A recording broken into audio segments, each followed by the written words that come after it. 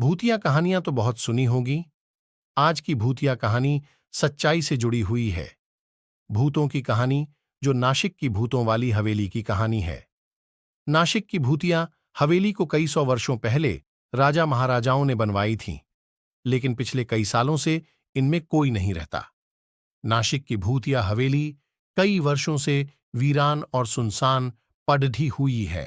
आत्माओं का अध्ययन करने वाले दिल्ली के वैज्ञानिक वैभव प्रजापति को जब नासिक की भूतिया हवेली के बारे पता चला, तो उन्होंने इस भूतों की हवेली के बारे अध्ययन करने का निर्णय लिया, क्योंकि वो पिछले कई समय से मोस्ट हॉन्टेड प्लेसेस भूतिया जगह की तलाश में थे, ताकि वो भूतिया आत्माओं पर अध्ययन कर सके।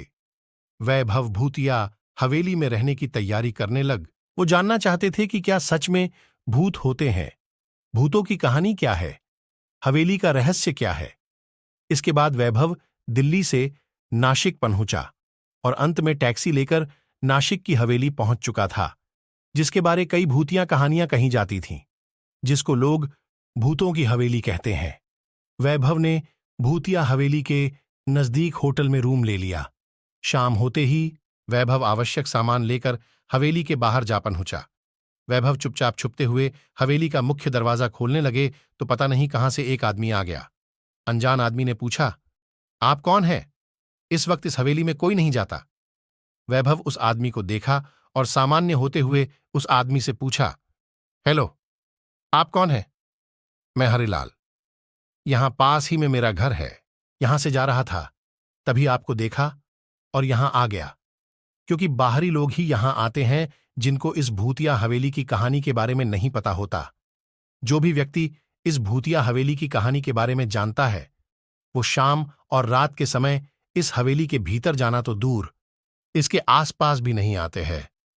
वैभव, हां, मैंने सुना तो है कि नासिक की ये हवेली भूतिया है।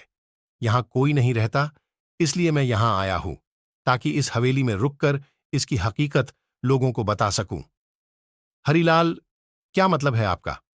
आप सब जानते हुए भी इस भूत बंगला मतलब इस हवेली में रुकना चाहते हैं?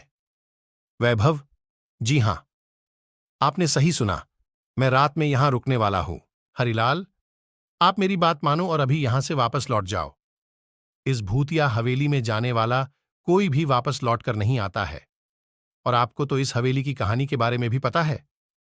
हरिलाल की पूरी बात सुनकर वैभव बहुत खुश हो गया, क्योंकि उसको आत्माओं का अध्ययन करने के लिए ऐसे ही मौके की तलाश थी, और वह मौका आज उसको मिल गया था। वैभव को खुश देखकर हरिलाल आश्चर्यचकित होते हुए पूछते हैं, इस भूतिया हवेली के बारे में सब पता होने के बावजूद भी तुम इतना खुश हो रहे हो, क्यों वैभव?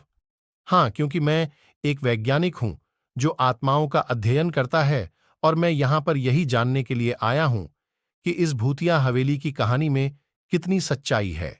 इस हवेली के बारे में जो भूतिया कहानी बनाकर समाज में फैलाई गई है, मैं उसका सच आप सभी के सामने लाऊंगा, जिसके लिए आज की पूरी रात मैं इस हवेली में रहूंगा। इसके बाद वैभव हवेली के अंदर प्रवेश कर जाता है। हरिलाल की वैभव को रोकने की सभी कोशिश नाकाम हो जाती हैं। वैभव के अंदर जाते ही हरिलाल भी जल्दी जल्दी अपने घर की तरफ लौट जाता है। और ऐसी वीडियो देखने के लिए हमारे चैनल को करो सब्सक्राइब और लाइक।